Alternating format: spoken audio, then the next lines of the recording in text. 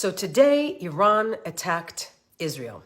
Iran launched a swarm of 185 killer drones, 110 surface-to-surface missiles, and 36 cruise missiles at Israel, putting the whole country and the entire region on lockdown. This was the first time that Iran launched a direct attack against Israel from its own soil. But for decades, Iran has been building a ring of terror around Israel's borders. This is called Iran's terror proxy network, which includes jihadi terrorist groups like Hamas in Gaza, Hezbollah in Lebanon, the Houthis in Yemen, and other armed militias in Syria and in Iraq. Iran's multi-front war against Israel has been going on for decades, and the October 7th massacre was just a part of this larger war. Yet, brainwashed so-called activists around the world are trying to defend this attack, even this attack against Israel, and say that it was justified. They claim that Israel deserved this attack for eliminating Iran's most senior military figure in Syria, this guy by the name of Mohammad Reza Zahedi. He was involved in the planning of the October 7th massacre. But what you need to understand is this attack today was not an isolated event.